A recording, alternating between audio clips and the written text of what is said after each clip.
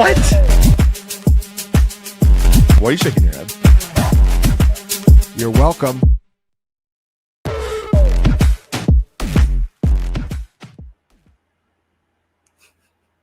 Yo, I don't know who's supposed to give the introduction. Right. That's a good question. We never really figured out who's the host of this. So you're the host, but I'll take the intro. I'll just come right out and say, I'm so excited to be here. This is so much fun. I love fantasy football. I love fantasy football drafts. I love drafting with my friends, two very smart people. This is an FFPC main event, $2,200 single entry. FFPC is a sponsor. Use promo code points to get a free $25. Even if you weren't, I would tell you this is like my favorite league to draft in.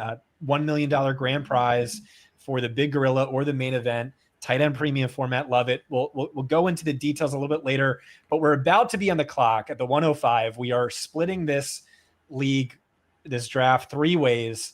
We're on the 105 and we are aligned on everything unless our unanimous top 4 goes, and then we're stuck between CeeDee Lamb and Christian McCaffrey. And I think you guys are both Lamb. I would argue Christian McCaffrey. I'm going to do that right here in a tournament style format. Hours at 2. That is in a tournament style format where you're hoping to get $1 million grand prize. I think you have to take the guy who outscored all other positions by over 100 fantasy points rather than the guy I'm not sure I like more than Malik Neighbors, more than Puka Nacua. We're on the clock now. We have 1 minute.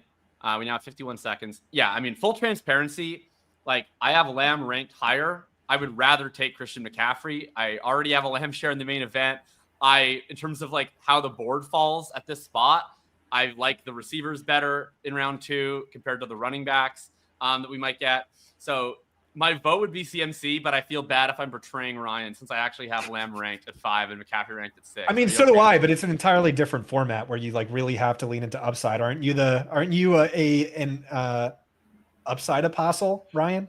Okay, we got 17 seconds, Ryan. Yeah, we can go CMC just to and I can talk about it for a second, but it's Scott, for the record, okay just riding the entry. I do have specific rankings for the FFPC main event. If you go to Think About Thinking, I have ranks for Best Ball Mania, I have ranks for the main event, and then just a week ago I added home league rankings. But I do main event specific rankings from June onward. Do you do overall rankings? Because I am like ideologically opposed to it, but my subscribers I do overall rankings specifically for the main event, and I lock those in and then just adjust on a weekly basis, basically starting from like June or July.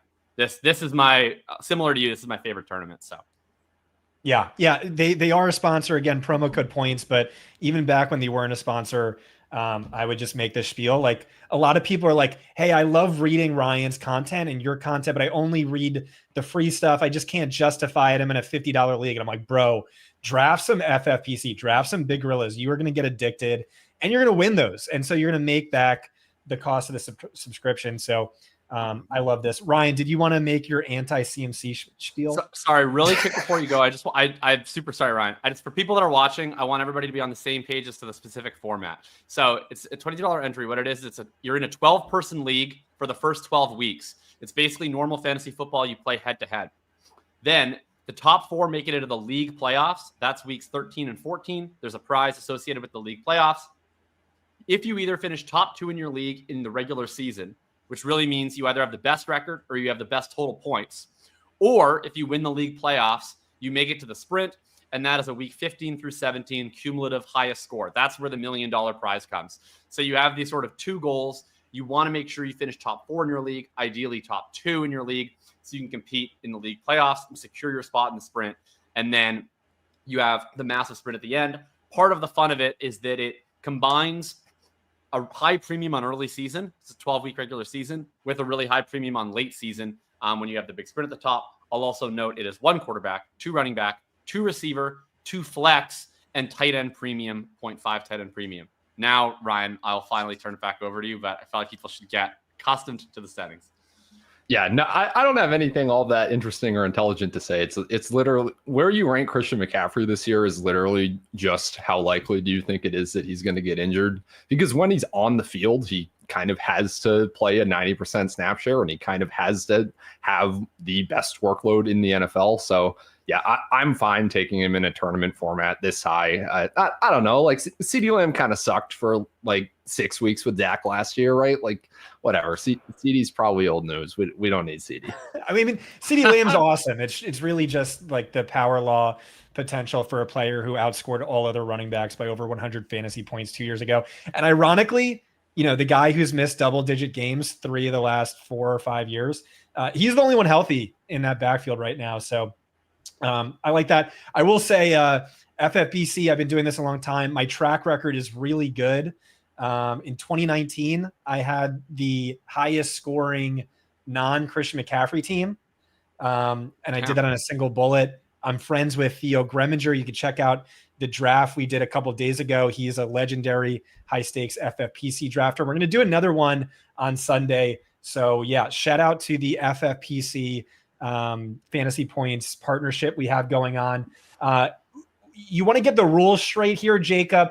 Is this a democracy? Do we have veto power? How many vetoes do we get? Is there a drinking game associated with tonight's live stream? What's going on? Yeah, I have 2 things. So first of all, picks will be made by 2v1 vote, majority vote, but everybody gets 1 veto. Although you got to get your veto with at least 15 seconds left on the clock. You can't be vetoing at 1 fucking second.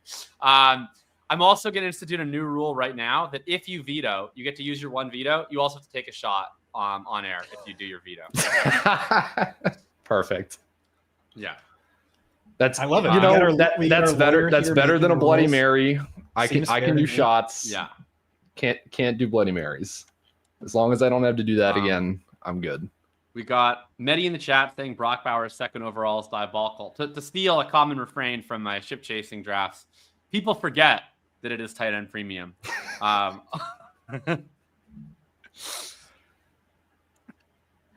So Ryan, is this your first main event of the year? Yep. First main event of the year. So yeah, Scott, excited to get into these streets. Yeah, I've done 2. Yeah. All right. This is my 7th so far. All co-managed. I don't have the bag to do 7 solo main events, but most of those are on ship chasing, and then a couple with lower key partners. All right. Since we've gone, I don't know if this is going to be an audio show or not. I'm going to start adding guys to the queue. Yeah.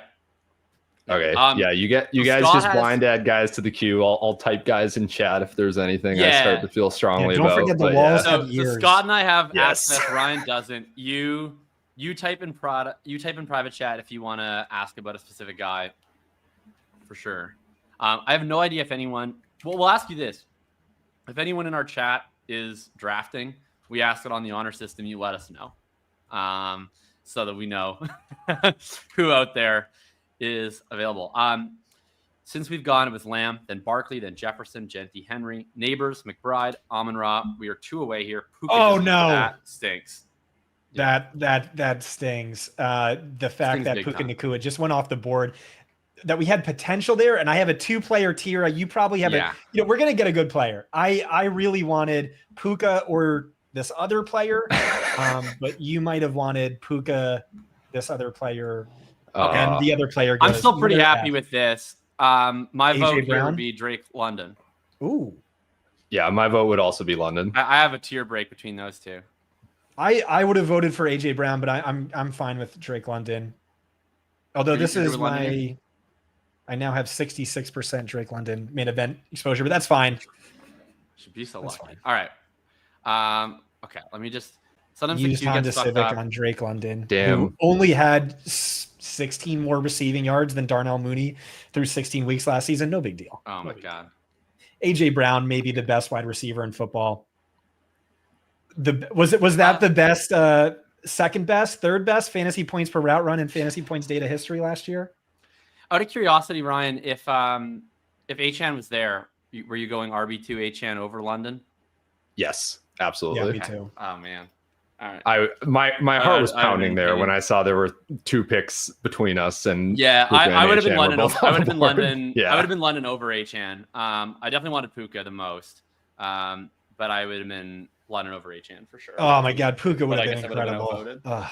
Puka would have been Yeah. unreal. I took him at I just 106, 108 like a month ago. mhm. All right, so I'm Yeah. putting a new player at the top of the queue. This is someone we talked about pre-draft. There wasn't quite a consensus. Yeah, I mean this spot at the 305 to me, I've drafted out of the 5-hole once already in the main. I've done the 3-hole I think twice. The level of variance on this early 3rd round pick is so extreme because there's like a couple of guys left here to me that are still on the board. Then it's a massive teardrop for me. And I'm hoping that one of those guys that I really like lasts to us. Hey, If someone's not, at it's my like- door. If not, like I check could out feel the the tweet same I about just the guy we posted take in the 3-5 as we take someone 5-5. You guys think I'm bad for like tweeting while we're live on Dynasty Points? Scott just typed out a no. Oh no, this was an old tweet. Okay, he led me to believe that it was a. Yeah, that was A new just his tweet. way of like instead of Okay. just saying a name in the private chat or putting someone in the Yeah. queue, he just like announced a big tweet. He now goes. That tweet was about George Kittle. He's no longer on the board. Yeah, could have been normal then and we just type had- the name. Okay, this is getting into the danger zone. All right, for Kittle's me. Yeah. I'm not liking what I'm seeing on the board. Oh, Lad's At gone all. too. Jeez, this is not a fun spot. No, this I is have the 2 spot guys in the where- queue.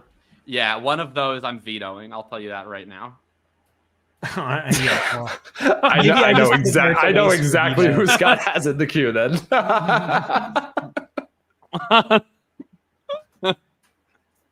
So we have a young, exciting round 1 player. Can we stop even like hinting at players? I don't think anyone's I watching. honestly don't I think think we we're need to do safe. that. I think we're The guy in the 4 slot is literally in chat. Craig B is in Oh, chat. is he really? Yes. Oh my God. Oh, So okay. let's shut up. Oh yeah, Craig B. I'm right next to you, boy. Dude, that's Yeah, crazy. No way. Ugh. Yeah. All right. Well, that's You want a fine. little We're gonna misdirection? use- Hey, Garrett we're gonna Wilson. use This really could be the year he ranks top 7 in targets and actually finishes top 30 in Ah. fantasy points per game. Okay. Damn. All right. I have listen. I so have one Kenneth guy I Walker really on every want. fucking main event team, but I feel great about it. Fuck it. Let's the 2 injury prone running backs. They stay healthy this year. There'd be one guy. Okay, my vote would be T. Higgins here, but I'm not like super opposed to Walker. I think T. Higgins is fine. I think Jaden Daniels or Josh Allen is in play. That I'm less into. I just- like think the Walker, but late I already have a quarterbacks shit are ton of so Walker. good. I like We can- Walker a lot. I like Higgins a little more. I think with us having an early running back, but I'd Yeah. be happy leaving it up to Ryan. Yeah. Like I like. And both we those don't options, forget just like we your top do two. we are unanimous on the later round wide receivers. I mean the later round Yeah. running backs. Yeah. Let's go Up Higgins to you, here. Ryan. Okay. Want Let's do Higgins. Yeah, I'd be happy He- with that either way. I mean, I don't think that Walker will make it all the way back to us, but he might have like a 1% chance of making it all the way back to us with the Charbonnet stuff. Higgins obviously has like a 0% chance of making it back to us. He's rarely available at that pick.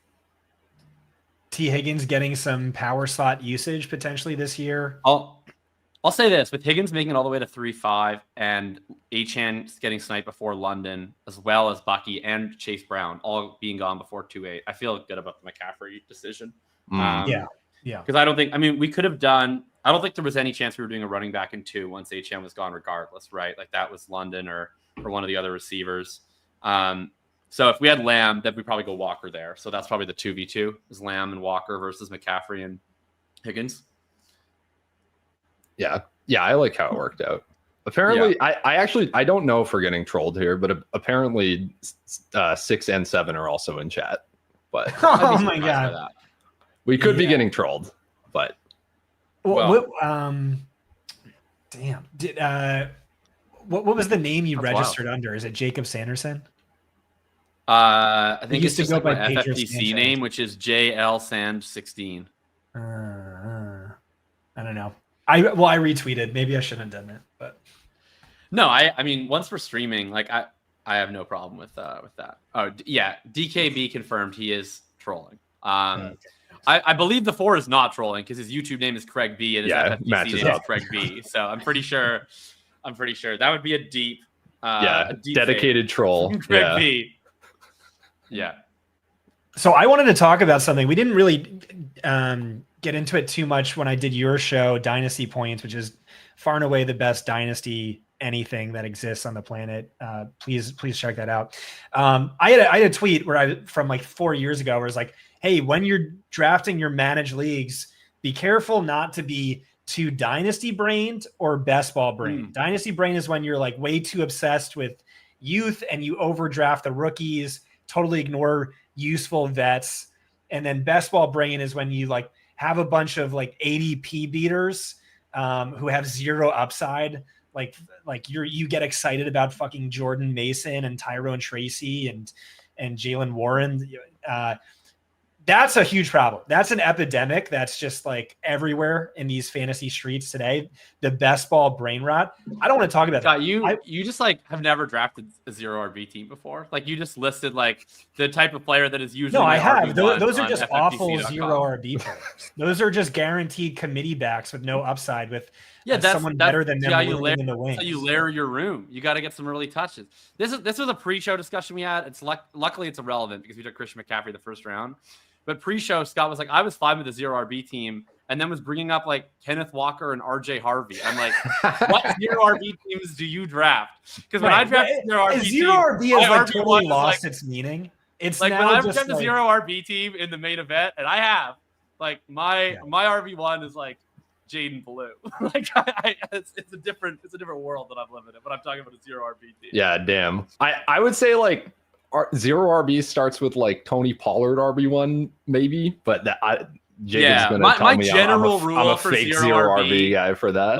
My if I was to do like a strict round based interpretation for me, 0 RB is RB1 round 7 or later.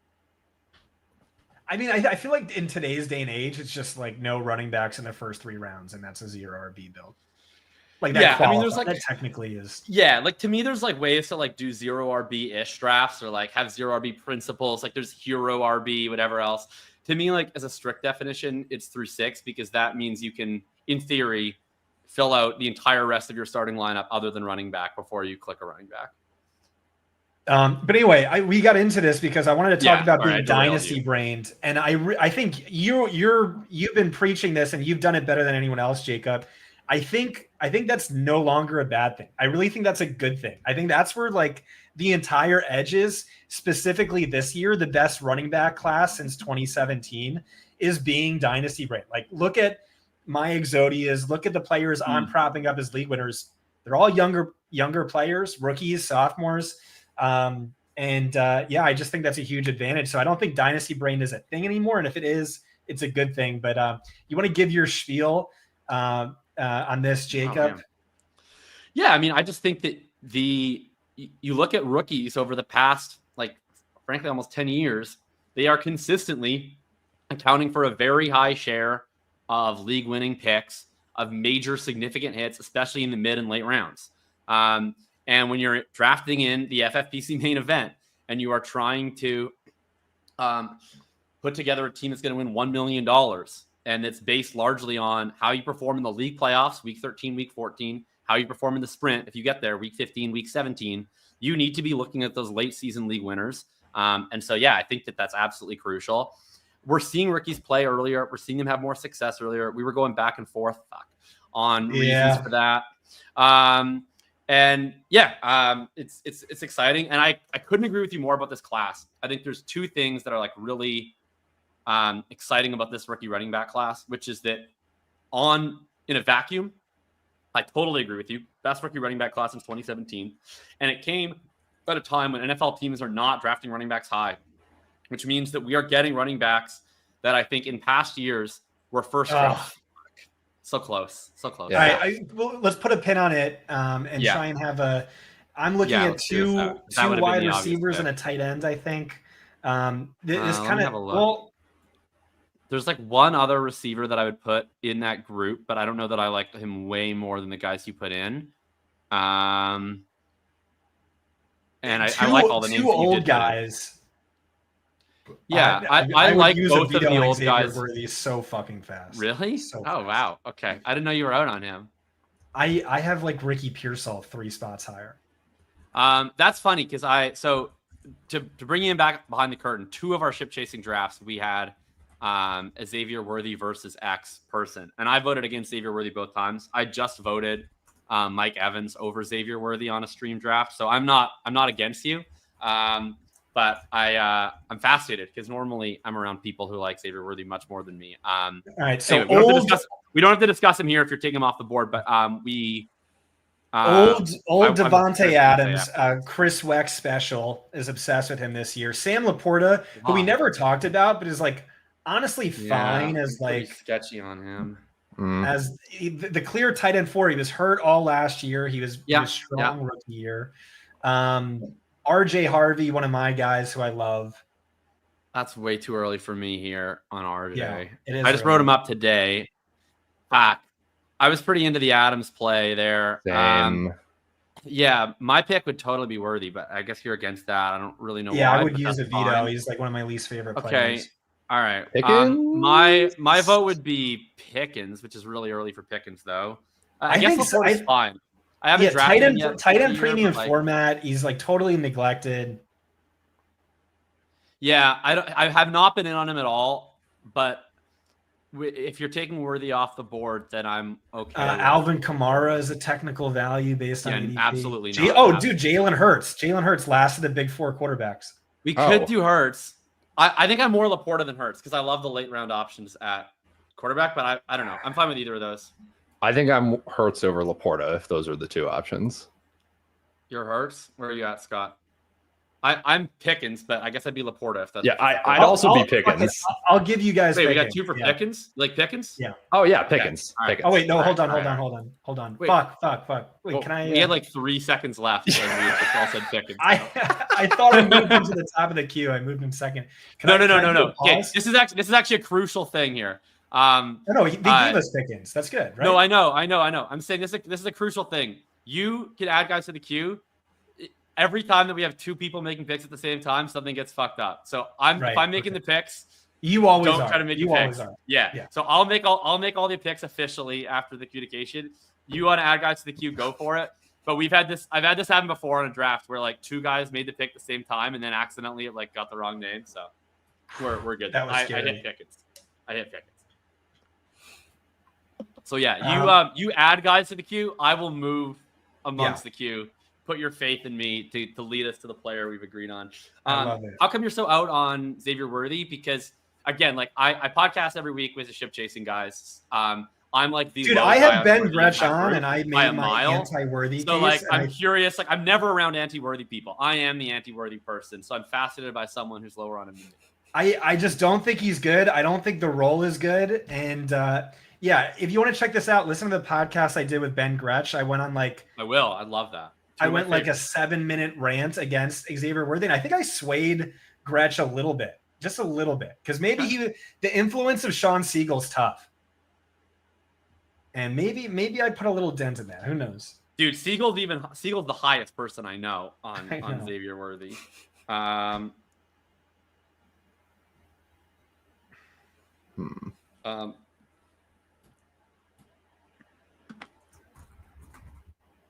Was Alvin Kamara removed from the queue? It's just he's like 16 spots past. What?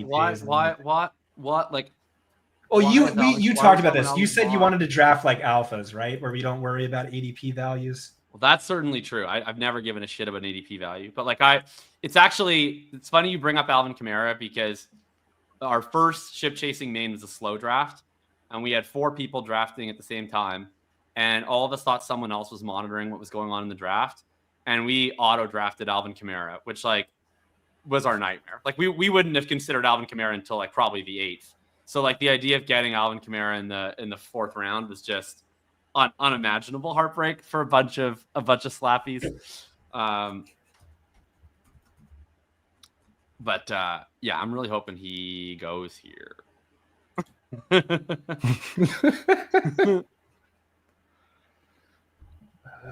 Ibuka. Ooh, Emeka Ibuka. Ibuka, That's a round 5. 503. Yeah, that's actually okay. Wow. So we still have Laporta on the board. And I guess we, in theory, have Alvin Kamara on the board. I would rather the and- other running back personally. I would like RJ Harvey. I would not mind Travis Hunter. So I think it's My either vote would be Sam Laporta Laporta. or RJ Harvey. My vote's Laporta, but if you guys 2v1 me on Harvey, that's fine. We doing it, Scott? Actually, probably like Waddle even the most, but I'm not even like that. Oh, fuck that. I Yeah. already have so much Waddle. Yeah, I'll officially vote Laporta. If you guys want to 2v1 me on Harvey, I think it's fine. I think I kind of don't. I'm kind of up. I'll say Harvey, so it's up to you, Scott. You can swing Yeah. that one way or the other there. Let's see what happens with the Laporta build. I think that's interesting. All right, Sam Laporta. Welcome. I to the team. have more conviction in Harvey, but I do have him in every single main event so far. So I wrote about Harvey today. Okay, what do you guys think of my conspiracy theory? So I it was one of the most unconvicted. Like you guys have been with me on podcasts. You guys have seen my writing. I tend to write with conviction. I have like very limited conviction on RJ Harvey, which is I love him a lot as a player, but I have a little bit of what I've referred to in the past as player take imposter syndrome, which is when there's a player that I really love and then he like stops becoming like a cool sleeper and everybody loves him. I'm like, whoa. Like, are we getting too ahead of ourselves with this? So like flashback to, March, April, I made RG Harvey the cover boy of my pre-draft running back article. He was my real life RB4 in the class. I don't think the Broncos reached. I think they made a correct pick. I love what they did. And then what's been really weird to me, so J.K. Dobbins signs, and my initial experience from the fantasy market was like, oh, everybody's going to punish him way too fucking hard, and we're just going to be scooping RJ Harvey value all summer long. That did not happen at all, actually. The market like moved him down like half a round, and he's still going in the 5th somehow. And then preseason usage in week 1, which was really bullish. My thing about it is like Sean Payton's preseason usage is some of the least predictive historically. He kind of just does odd shit. And I'm wondering if it was just like, well, we would have rested Dobbins, except he's the only guy on our team who can pass protect. So we're going to throw him out there with Nix to pass block. And then we'll just give Harvey the reps that we would have given if Dobbins was benching. That's kind of how I took it. I still think Dobbins is going to see 60-65% of the week 1 carries and play all the third downs. And then with Harvey, you're hoping that it scales upwards. I don't think he's ever going to play pass downs. He can't pass protect to save his life. I think the path to upside is he runs really efficiently. And over the course of the season, he works himself into a majority of the carries. And he just kills it on early down, primary read, running back, receiving, which is what Sean Payton backs historically have the opportunity to do. And I think Harvey has the skill set to do. That's to me the upside case for Harvey. And I think it's intriguing. It's just like a little expensive for me on what I see as a low floor bet and one where I have conviction about the talent, but I don't see it as like certain because the views on his talent are kind of all over the place in the market. Bro, I will say before RJ Harvey is exponentially better than round 3 Travion Henderson. I don't know why you're overthinking this. J.K. Dobbins just sucks. a way better player. J.K. Dobbins sucks. He does. So does Ramondre. He's missed 46 games over the last 4 years. And he's going to get all the early down work. He's going to get targets too. You don't score fantasy points. And all the late down work. Snaps. Harvey's not going to play a third down all year. I don't think that's true. That's a pass pro down. That's a pass pro down. Harvey can get early down passing work, but he's not. Early down targets. He's the worst pass pro back that was drafted. What's that? He is of every running back who's still on my watch in the 2025 draft, and I love RJ Harvey as a playmaker. He was by far the worst pass protector. Yeah, horrible pass blocker. You don't score fantasy points on pass blocking snaps. Like Sean Payton, the way he's talked about him is like he comped him to Sproles, where it was like, hey, Sproles wasn't a pass catcher coming out, but he was this super fluid, hyper dynamic playmaker, and so you wanted to get him the ball in space. And Sean Payton backfield is a gold mine. It comes with hyper efficiency unless you're cooked to the degree that Javonte Williams is. This was I had it RB3, RB4, Travion Henderson, and then RJ Harvey, or 4 and 5, and that's exactly what happened in the draft. They both go round 2. And I think this is a better landing spot. I think he's going to get more touches than Travion Henderson, but he's going to be hyper efficient. He's just fucking awesome. Round 6, crazy. Round 6, I'd be in.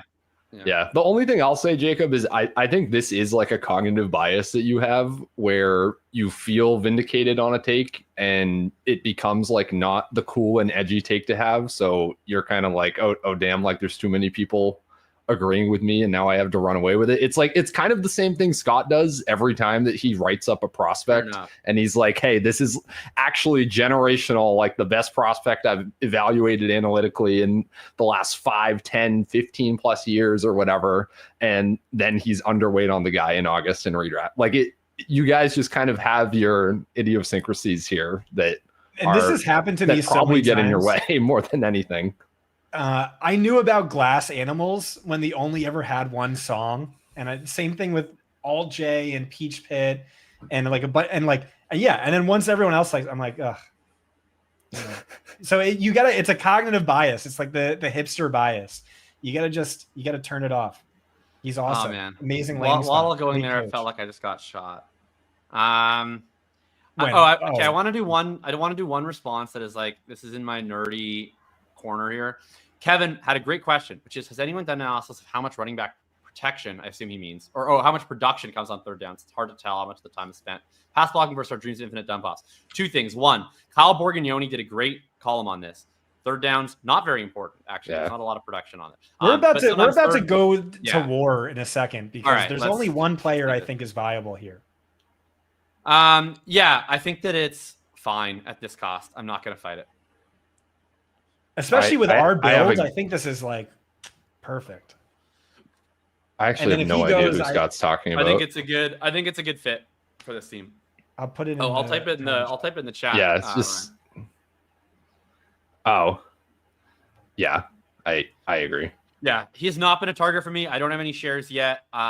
We talked about our concerns pre-draft, but I think that like this price on this build of team is like, if you're going to take a share of him in the main event, and I would like one, I can't really think of a better setup than right now for it. So this is an alpha draft. This is all right. Are we down with this? Are we taking the criminal? Yeah. We're doing it. Bad boys. Book him, Dano. Okay, let's do this. All right. You guys got your way here, or you guys gave me my way here. So like, whoever you guys want in the next round is cool with me. But I will say our queue is pretty gross, I think, personally. Oh, there's a lot of guys I like. This is a fun range. Actually, I have someone I keep up for. You might veto, but well. Okay, I can answer the super chat while you guys are fighting in the queue here. Confidence level on Walker with durability and roll with reports on Charbonnet split work. If so, who would you pivot to in redraft home leagues? Thanks. Thanks for the super chat, Steve 602. I would not call what we heard about Charbonnet splitting with him a report. I would call that beat writer speculation. By the way, D-Bro had the exact same take as you. He texted me and he was like, he thought it was a beat writer projecting, which I think is like the exact phrase you use. Projecting his feels. The coach said nice things about his player, which breaking news. Coaches love to say nice things about their players. And then a beat writer like heavily inferred without implication, like what the usage would be based on the coach being like, I like the cut of Zach Charbonnet's jib. That's how I take it. Yeah, that was essentially what happened, and it goes even further. It's kind of funnier because the thought is, oh well, they are saying like you've got to be out there practicing, and Ken Walker hasn't been out there practicing, or he's been on and off every other day, even though he's been practicing for like the last week straight, as far as I can tell. By the way, so yeah, to me it's like the team purposefully is having him on this load management schedule so that he's ready for week 1, and the beat writer that can't write about him every day because he's not at practice every day is really mad and got his fifis hurt, and he wrote about it on ESPN. It was basically how I read it. All right, I'm about to keep up for someone, and then if I get this, If I don't get this, I'm gonna be a gigantic baby. I'm gonna be You miserable. just to got deal what with the happened. rest of I the love day. how like What 20 happened to seconds you ago, I was getting like, I have just whoever got you my want? guy. Yeah. I don't even care. I have an insatiable appetite. I don't know what to tell you guys, but I'm very I greedy. do love Oh David no! Njoku here. All right, so Coastin Loveland went Wow. a Are you bit trying early. to, are Is you that gonna make it before say Warren? David No, it's Njoku? right I don't really after. want to. So I think it should be David Njoku. In my article, I'm like, why did we just take Njoku- Sam Laporta then? Like, Yeah, why are we I doing this don't- double tight end shit. Yeah. I understand don't- it's tight end There's premium. no one but, else. Like, the There's literally absolute no one ceiling- else. Oh, dude, there's lots of interesting receivers. There's, we just drafted a receiver who oh, won't play he's for gone. 6 weeks. All right, name one. at some Name point in one. the season. I'd be super happy with Rome. I'd rather have with Jennings. Luther Burden by far. I'd be happy with Addison, although it depends on what's going to happen with the Rice settlement. And then I think have from a sources running saying back Adam Thielen's perspective, going there. By the way, I don't know if that changes anything. that's fine. I don't give a shit about Adam Thielen. I'd be really happy with Rome. Would be my pick, but I'd be happy with Jennings. I would much rather I'd be have happy with Luther Caleb. Burden than Rome. I'd do Addison or Njoku over Rome. Oh my god, we can't do Addison with Rice. That's crazy. Yeah. Let me get Njoku, and then I'll just shut Oh up for God. the rest. All of right, it. we're taking. So in my David draft Njoku. guide, I say All right, tight so we end just don't 10, have a 7th round pick. All right. tight end 10, FFP, tight end bad. 10 ADP, FFPC. The dude has finished. Last time he had Joe Flacco, he was putting up wide receiver 3 numbers in tight end premium. He's their backup. I'm worried about he's Fannin. been I think it's a passed great already. argument. It's but- already over. Fannon's the better player. You think so? Yeah, I see like Fannon's Isaiah outscoring him this Likely year. light in a worst case scenario, but Weeks 10 to 17, Harold Fannin is outscoring David Njoku. oh my god! All right, well let's draft him. I mean, the model We'll thinks take him Harold too. We'll Fannin take is him like too. a top I 5 just tight the end. beat writer stuff. Like I've been following the Cleveland Browns beat writers. Well, I haven't even been following it. Pat just sends it to me on like a daily basis. He just sends me Harold Fannin today, basically. And I was on your side of this like 2 weeks ago. I've just been so convinced to the Fannin hive from Corain, and he was like, Fannin is like looks so good that they first of all, I mean, they rested him in the preseason, so he's like their starting slot receiver. And then they're like his reps with the twos have completely diminished. He's the reason why David Njoku is not going to be part of the team's plans beyond this year. Like Fannin is their slot receiver now. He's their tight end of the future. Like I'm very sketched, but I hear everything that you're saying, and I do think what we need to hope for is that Rice settles and that it's an early season suspension, which I think is quite live, because I do think early season David Njoku with Flacco is going to be a money printer.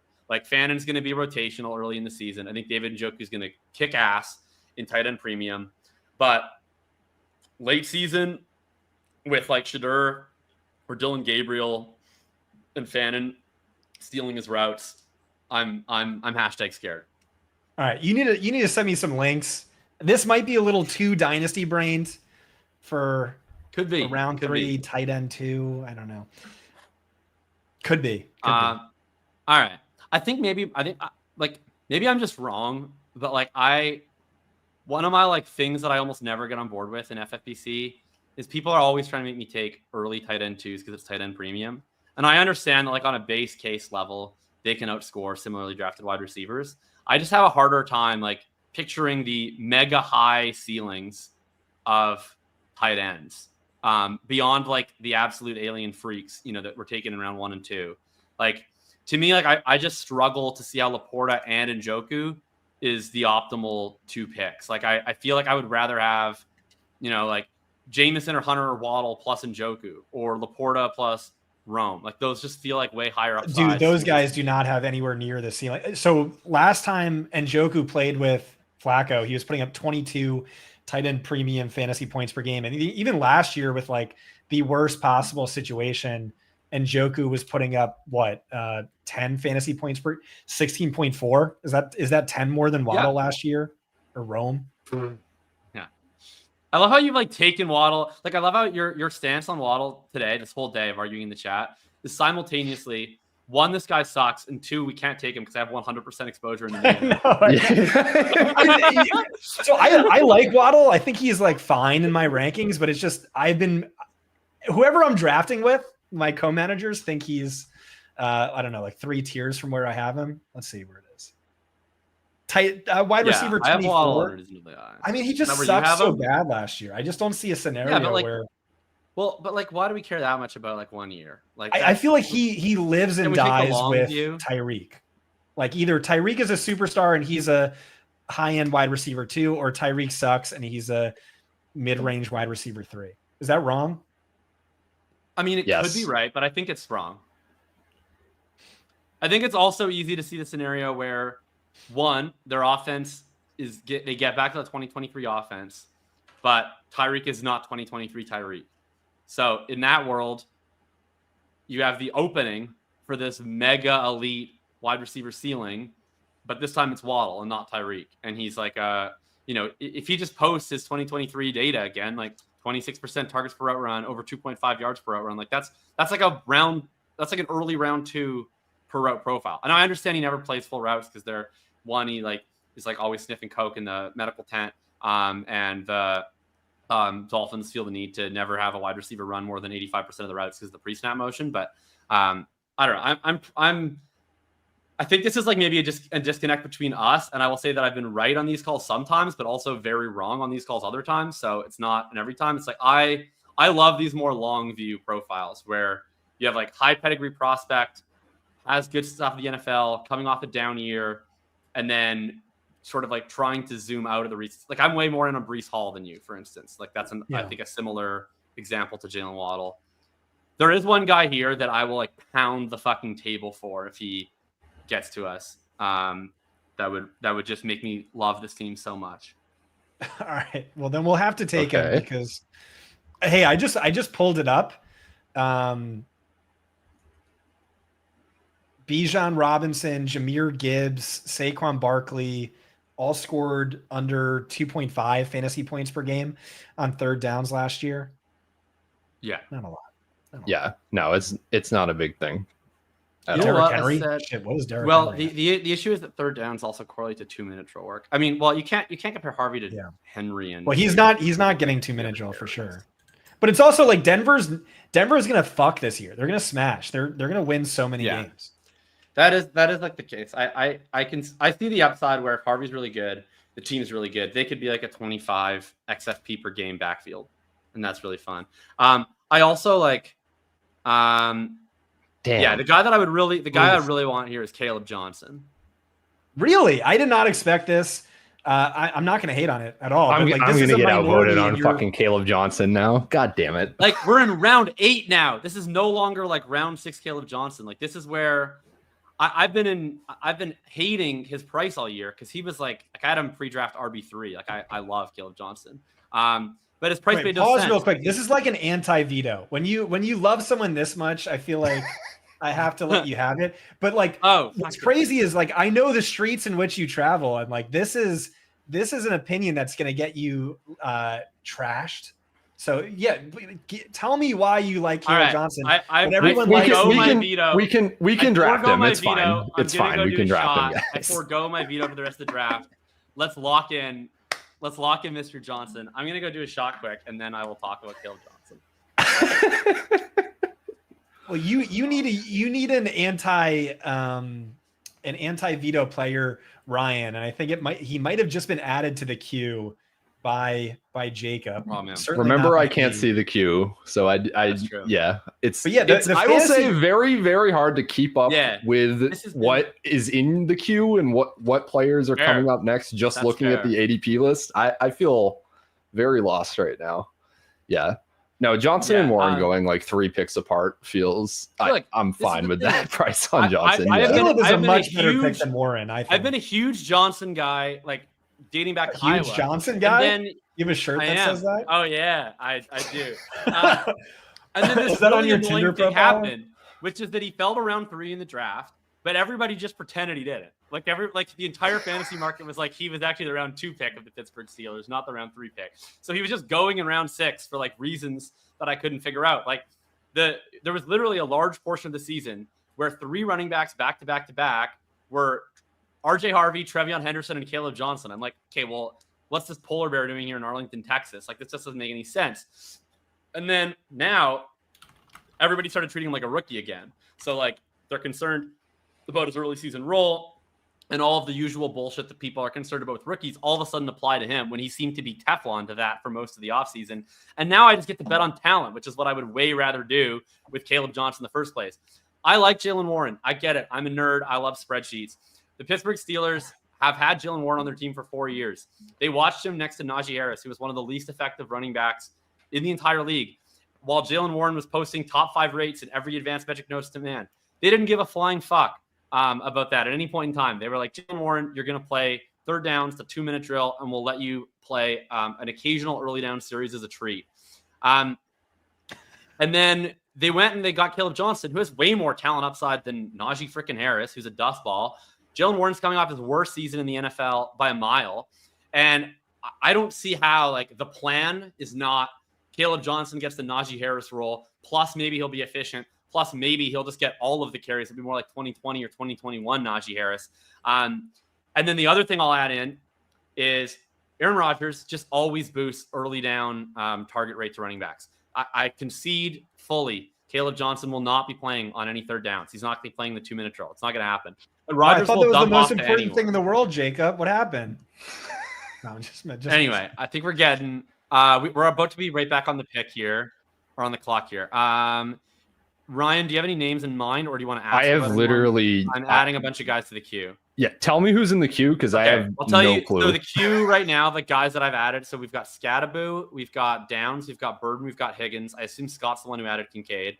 We've also got. we can take him off. We can take him off. We've also got Bill. We've got Judkins. We've So got, Okay. Scatabo is. I like Scatabo here. So yeah, so Scatabo is an Exodia. He's the one no one agrees with me on, so I have no problem giving it away for I'd be free. happy with Scatabo. And I'm your employer, Ryan. So there is that you have to think about. That is something I have to factor in here. Dude, Cooper Yeah, no, Kupp I- just went off the board. Like, Are you kidding me? I think on this build it's Scatabo. Like I Okay. might want to lobby for Downs. Like if we'd not drafted how we did. But yeah, I think he makes sense here. So we're Yeah, essentially we're more fragile at RB2. I'll minimize the draft board so we can see a little bit more of it.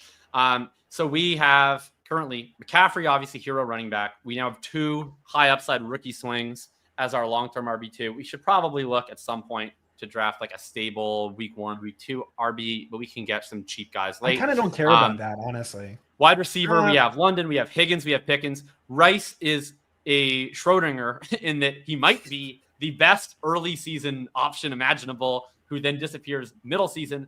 I personally think it's going to settle. I think he's going to miss the first 6 weeks, and then I think he will be a late season hammer for us.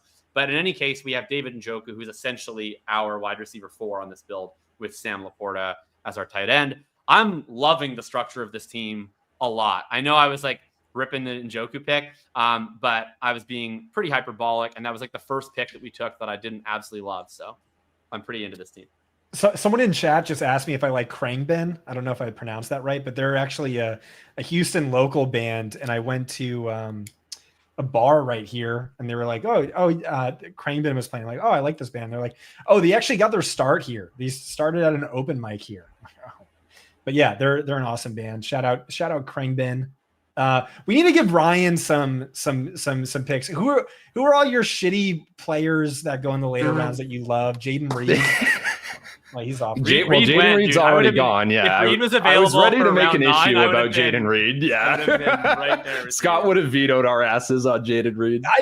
Maybe if Scatabo was there, but so we recorded live, me and Theo, and then the ETR guys, we were drafting next to them. They were the pick right in front of us. It was Leone, Gretsch, and Silva, and then they recorded as well, but they released it a few days after the fact. It was so funny listening to both. They were so paranoid I was going to take Jaden Reed from them, and if only they knew my disdain for Jaden Reed. That me and Ryan have had wars and DMs over. 2 straight years. You know what I think it is? I think it's forever. psychological with Reed, because he was my in-season Exodia last year. Where like week 3, I was so convinced he was the one player I got This is very wrong. fair, because I was not that in on Jaden Reed last year, and then got Yeah. really in season, and then as soon as I got in, he sucked. And I was like, what the fuck, bro? Like, why did you embarrass me twice? Right. So I was done with him. I washed my hands of him. You're I back just signed in? up for more punishment. Yeah. Oh, okay. All right. Well, because maybe it's psychological for me. I actually don't think it is. I think I just like, if you just sort by yards per route run, you can usually guess by like a wide receiver. But it's for real with Reed. It's like, I think the psychological piece would be, I switched up my entire stance on Jaden Reed once and got burned. I can't live with switching up again and then getting burned again in the opposite direction. Like at this point, okay, I recommitted to my relationship with Jaden Reed. I mean, look, how much better can you feel about Caleb Johnson and Cam Scadaboo as upside bets in the same range as Jordan Mason, Javonte Williams, Jalen Warren? I mean, come on, we got to be feeling good about the swings we're taking while other people are trying to just get on base here. This team is awesome. I love the build. This is a cool build. I was getting worried about it when we went Laporta and Njoku, but yeah, now that we've added the fun running backs, it's come back for me a lot. If I just like, Scott is right and I was wrong about Njoku. It's like a psychological thing to me where I see the double purple and my brain doesn't handle it well. But like, if I just assume that Njoku is actually what he is on this team, which is just a higher scoring Jacoby Myers, like he actually is a really good fit for this. That's what it is. Yeah. Yeah. And like, so that's the thing people get wrong about tight end premium. Like so many of my best FFPC drafts were punt tight end, where it's just like, that's a killer depth piece. Like Zach Ertz is going to go in like round 16, but like, what was Zach Ertz last year? No, he'll go this round, Scott. I don't want any part of that, but good depth piece last year is what I was getting at. Yeah. And so like that's what it really does more than anything, is it bolsters your floor, where you just like always have some dust ball tight end you can throw in the flex. Oh, you already had one of these players in there. Okay, good to know. Yeah, so I have a few guys into the queue. I haven't really been Scott. I just added some late round wide receivers, and these aren't wide receivers. One guy in the queue who I'm just gonna hit X right beside his name. Who is it? Well, when you refresh the queue, you'll find out, won't you? All right. Well, so I just threw a bunch of wide receivers in the queue, and it wasn't because I want to take them now. It's just like, given our build, but also like how drafts work, where it's like it's so hard to find wide receivers with upside late, is like, these are sort of like the only wide receivers I would consider. And so it kind of makes things easier as you're navigating your draft if like you only have 4 of one position to consider. Yeah, that's fair. Because we have 4 receivers. We kind of have 5 because Njoku, we may as well just pretend he's a wide receiver for the purposes of this team. But Rice is like, will be almost certainly not playing for roughly 6 weeks, either weeks 1 through 6 or week 7/8 through 12/13. Hopefully not 13. Yeah, I mean, there's like, that's fine. I was going to lose that fight anyway. All right. There's like one guy. Were you mad about Bill or Jaden? He's mad about Bill. Kind of both, but neither were the pick I wanted most. But if the pick I want most goes, then I would have really wanted Jaden or Bill. I'm really excited. I think we have the same guy. I think we have the same guy, and I'm assuming all 3 of us have the same guy.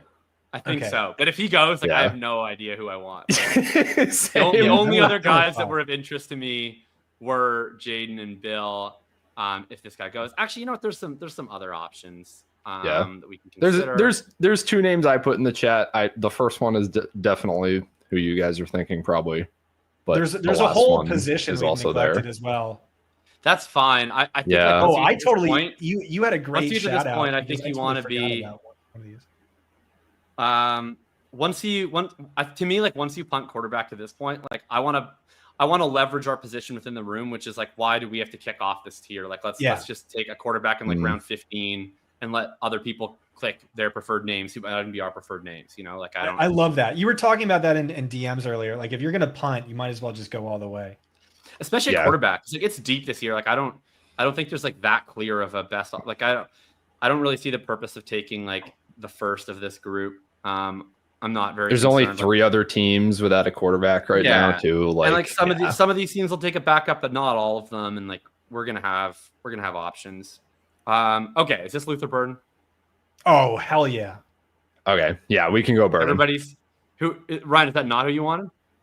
I put another name in the chat that I don't want to say out loud, but So those are check two the chat. great options. because we might.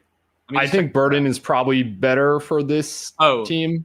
But yeah, I like the other guy you put in. I would love them both. Who's more likely to let's fall? do Burden. Okay, They're like pretty similarly option. I just think we need the wide receiver help more right now. Because there's going to be a lot of fun running backs the next couple of rounds. There's not a lot of fun wide receivers. So I am way more nervous about RB2 than I am Flex 2, which would be wide receiver. But I love Burden, and this also gives us the opportunity, Jacob, for us to talk about Olamide Zaccheaus, which is blowing my fucking mind. That actual go ahead. You go first. I'll all right. Let me tee you up. Actual fantasy experts. Right after. Damn it. Fair enough. I have no idea who to take. Whoever you guys want is cool with me. Maybe quarterback. Maybe we go 2 quarterbacks. I know I just said we full on punt. I don't know. You guys figure it out in private chat. Let me tee up Jacob. Real life fantasy analysts are talking about Olamide Zaccheaus and how excited they are for Olamide Zaccheaus to start week 1. And I think that's a great pick if you have your championship in week 2. Otherwise, it makes no sense. Jacob has been on this way before anyone else with his meme, like the cycle meme that I'll let him describe. Yeah. But it is fucking mind blowing that people are actually talking themselves into Olamide Zaccheaus and not just Luther Burden in the Olamide Zaccheaus role. It is one of the weirdest things I've ever seen. Like Olamide Zaccheaus has been in our lives for what, like 7 years, 8 years? Like he was on the Falcons, then he was on the Eagles, then he was on the Commanders. He's literally never been anything. He's been like a rotational wide receiver for his entire life. And then we have this round 2 pick who was at one point in time like a contender for Devy 101 status in this class. Like people were talking, there were Burden versus McMillan debates, going into last year. And yeah, I think Burden is a huge boom bust pick. I don't think it's by any chance a lock to hit. I think there's some warts in his profile. But like Olamide Zaccheaus is the most journeyman of journeymen imaginable. And the idea that he has the agency in any sort of relationship with Luther Burden is so preposterous. Like if you just want to say you think Luther Burden is bad, that's fine. That's not really how you play fantasy football. That's how you bet props. But like if that's your take, that's your take. But like Olamide Zaccheaus is not holding anything back. I promise you this. If Olamide Zaccheaus starts for the first 8 weeks of the season and then gets hurt, I don't think Luther Burden is going to be good. Like that means Luther Burden sucks if Olamide Zaccheaus is keeping him off the field this entire season. And that's fine. That's an outcome. That's what happens when you draft rookie receivers in the 10th fucking round of your draft. Sometimes they suck and it's A-okay. I just think that this is like, it's people trying to be fancy. It's people trying to be right instead of trying to win fantasy tournaments. So you take like an edgy pick that like you can point to in week 2 in a victory lap because Luther Burden had a 62% or Olamide fucking Zaccheaus had a 62% snap rate. But like, who is this helping other than your week 1 fantasy pros ranking? It's not helping anyone. No one needs to draft Olamide Zaccheaus. We've seen Olamide Zaccheaus. It is the most nonsense, like August brain rot slop that I've ever seen. I pray people do not fall for this Olamide Zaccheaus stuff. Like he is the definition of replacement level cardboard cutout player. Like just don't do this shit. Like just take. I think you're giving them try too to much win your credit. fantasy league. Try to win your fantasy league. Actually, like prioritize upside. Try to take players in these rounds where you're not worrying about what is the immediate outcome. You're not worrying about what is their snap rate going to be week 1. Picture how a player in this round is on the $1 million winning team of the main event. And you can't do that for Olamide Zaccheaus because he's Olamide Zaccheaus. But there's a chance for that for Luther Burden, and you prioritize him every single time. All right, Jacob. I have no preference. I have no lean. I kind of think maybe double tapping quarterback just because there's no one else. But I'm happy with whatever you guys want. I guarantee you're going to be happy if we wait like 3 more rounds on. That's kind of what I'm thinking I guarantee you. Yeah, based on who's available right now, it's like I don't think we can really lose by waiting on quarterback. Look, I mean, there's one guy that you guys love who's here, which I don't love, but I'm willing to shout out Rashid Shaheed. Hey.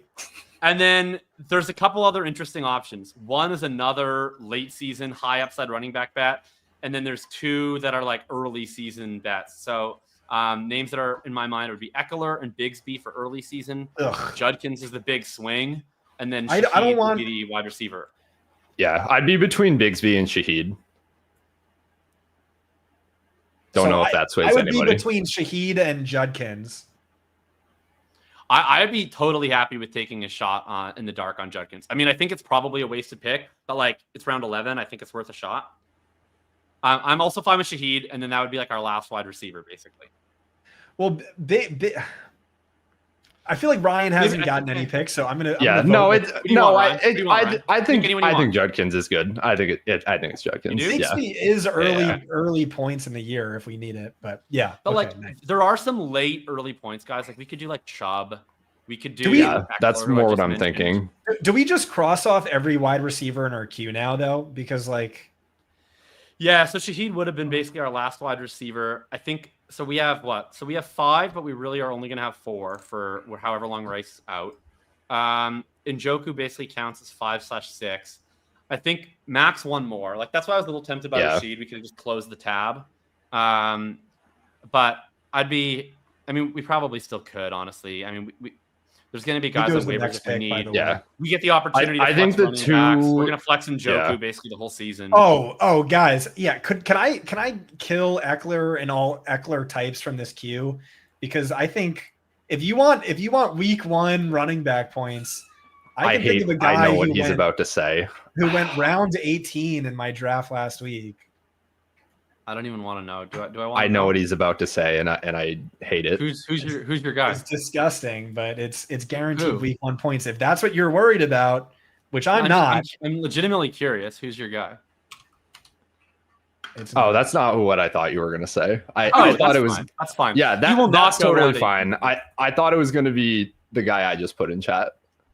No, that guy's gonna get cut. No. I think I've given up on that. that guy's getting cut. I have like 20% exposure from best ball, but that's dead. Yeah. He is like 50-50. It's him or Maffa. Like he was putting Miles Sanders in the queue. If someone wants to snipe us on Miles Sanders, go ahead. Yeah, it's like I think him. It sounds like him and Maffa are battling for one roster spot, and I don't love betting on the veteran over the rookie if that's the scenario. Yeah. He could have beaten out Javonte, I think, if he just could have, but then he got hurt. Yeah, that offseason, that like training camp injury was bad for him. Yeah, so we still need I also think Caleb Johnson is going to be like not unstartable week 1. Like I don't love his week 1 role, but I still feel like he's going to get like 10 carries. Like I don't think he's going to be like if we have to just start Caleb Johnson, I don't think it's like we auto lose. I mean, I am so down to take like a -5 point advantage week 1, week 2 to get a massive advantage in the tournament rounds and playoffs. Yeah. People freaked out because he looked like shit in the first preseason week. I'll acknowledge it. He looked like shit. I thought he looked great in week 2, and he looked great tonight. I think he's improved his stock considerably. Tom was in my DM saying he looked like shit tonight. Really? Oh, I think he but I have mostly seen people say he looked great.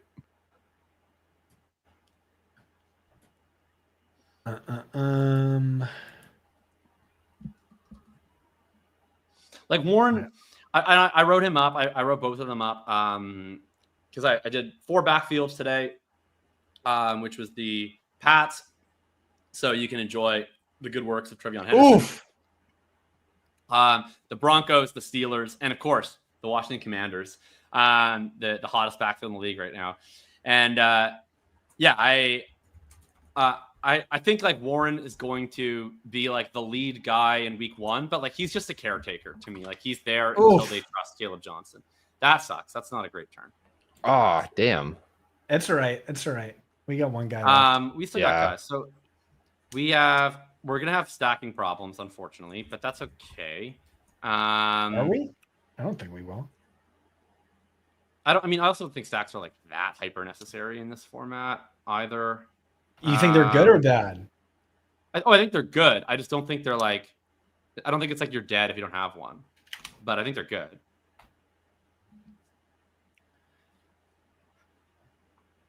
Yeah. So, I think it's probably the guy. Yeah. That I put in chat. Yeah. Hopefully.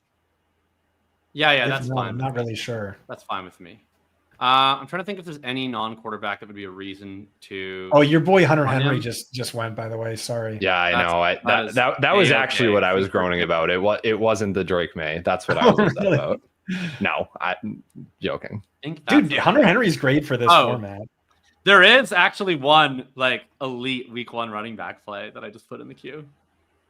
Oh, did you? Yeah, I'm not seeing it unless it's the one I it's already one of put it's in one there. of the great 3 American motor companies. 5 Oh wow. Okay. Nice. Yeah. Wow, you are right. That's He's gonna be we talked projecting for about a this with nice Reeves the other night. Yeah. 13.7 in week 1. We can wait on him around. All right. I like the guy that's number 1 in the queue. That's number 1 in Scott's heart. That's in the private chat. That's right. Yeah. That's right. Is this Hell is yeah. Is this Purdy time? Yeah, I think Yeah. it's party time. All right, let's do Purdy. Oh yeah, and we got CMC, so it is kind of a stack. That's Yeah. Are you That's controlling the like- board? That's because kind you're- of stack. Are you controlling the board because you're not displaying like the top whatever? Well, because rounds? all right. Here, all. There we go. Are you happy now? Yeah. So for people who are just tuning in, we have round 1 Christian McCaffrey, round 2 Drake London, round 3 T Higgins, round 4 George Pickens, round 5 Sam Laporta, round 6 Rashee Rice, David Njoku, Caleb Johnson, Cam Skatteboo, Luther Burden, Quinshot Judkins, Brock Purdy. I think it's like we got sniped multiple rounds, and I think this is a pretty great team, all things considered. Yeah. No, I think this is really solid. I like the Purdy McCaffrey stack. Like not only Yeah, they have a just great obviously red zone receiving receiving role for plays, him. but yeah, it like that helps, but it's also just the correlated bet on the offense, like being Yeah. really freaking good this year. And those are those are 2 guys that benefit from that if it happens. So yeah, I'm big into like the quarterback running back stacks this year. I've been doing a lot of like the Cam Ward, Tony Pollard stuff on Underdog, like Chuba plus Bryce Young, like all. I think all that is underrated. So what position should we be drafting the most of from here on out? I'm honestly fine with just Purdy as my QB1 and calling that a position round 14 bye. Yeah, like I like taking a second if you go late, but like literally with like our last pick before kicker defense would be like I'm my thinking- my I'm second thinking- quarterback pick. Do we just load up on like handcuff types like Ray Davis and Rico Dowdle and Will Shipley? No, well, we're not doing Rico Dowdle. We're not doing 22 Damian Williams. Rico Dowdle is this year's Chuba Hubbard. But like Jacob, but- I thought but you no, didn't like Rico- Trevor Etienne. Am I confusing your take with somebody else's? I don't on like Etienne? I don't like Trevor Etienne, but I just like will support. But now that everyone Dave. hates him, he loves him. because Yeah, he's exactly. No, this is just like I'll support early round 4 rookie over journeyman jag backup like any day. That's just like I was like, well, okay. It's less about like I'm not saying we should take Trevor Etienne. I just think people are treating Rico Dowdle like he's a locked-in handcuff, and I think he's just clearly not. Like I think he's gonna play a little bit, but he's gonna play in like a useless way while Hubbard is out there. Dude, And then if do you Hubbard remember goes how down- shitty the Cowboys were last year? Remember how shitty the Cowboys were last year without Dak? He had 4 100-yard games. Nobody over was his last drafting 6. Rico Dowdle more than me last year. Like I promise you can't find anyone who was drafting more Rico Dowdle than me last year. The amount of dumb arguments I got to do about fucking this useless player. I just Yeah. like I don't. Do you actually think he's good, Scott? Like he's not bad. So I don't. Here's the thing: I don't think Chuba Hubbard is good. I think Dave Canales is. I agree great. with you on that. The role is great. You know who had the worst yards per target of all time? I keep tweeting this out. Yeah. Chuba Hubbard. Yeah. So Rico Dowdle is going to get the 3rd down role at least in preseason. He is going to get the so far 3rd this down season. roll, but that's pointless in the main event. Like you need. Yeah. So Okay. but that's his We're on the entryway. clock. We're on the clock. That's his entryway Okay. into a bell cow. Can I workout. actually make a case for Jerome Ford? I was just going to ask if that's something we're going to do because I actually think or it we makes could sense on the do- team. Or we but- could do Ray Davis, or we could do Rashad White. I mean, those are higher upside swings. Not Rashad White, Ray Davis, Jerome Ford. Let's do Davis, maybe. Yeah, I think Or- he has or do you more wanna do Ford, upside. Ryan? James Cook. Whatever you injury. prefer. Does he like Ryan, Ty Johnson's always just there? What Ryan, happened- I'll leave it. Ryan, who would you What- rather have between White, Davis, Ford, and whoever else, or just Davis and Ford? Or Jonnu. No, not John. We don't need a third tight end, no. Not right now. Let's go Ford. Then we can just like not worry about week 1 early season. All right, I've never been less worried about the early season. Jake All Tribby in right. chat. Shout out Jake Tribby. Okay, so we've got. Yeah, that Ford, pick was actually for unstarted Jake running Tribby. Okay, this team actually now projects pretty nice in week 1. Oh, we've got Ford Biggest against- question of the draft. You guys, like, how high is your T? Are we down to reach on Brandon Aubrey in this draft? Well, I have a feeling I'm going to be the one doing waivers, so I guess I'm kind of for it. Right? I think it's like a legitimate 2 fantasy point per game advantage. I have no kicker takes, so I will defer to both of you guys on that. I don't do kicker takes. I mean, what's the difference between one handcuff and the next? But what's the difference between Brandon Aubrey and every other worthless kicker? The GOAT. He's like crazy good. Like I'll admit, like I never think of it as being a thing when I'm doing these drafts. But then every year, like 1 week, I look up on like Thursday Night Football and I'm already down 16.3 to 0, and I'm like, who am I playing against? I'm like, fuck, Brandon Aubrey. I'm like, what is happening? It is nuts, dude. Like he is automatic. And he gets a free look this year. And he is the sickest story of all time. He was like literally like watching football with his girlfriend and her dad, and he was like, "Oh, I could make a 50-yard field goal." And they're like, "No, you can't." He's like, "No, I can." And then he becomes a kicker. Badass.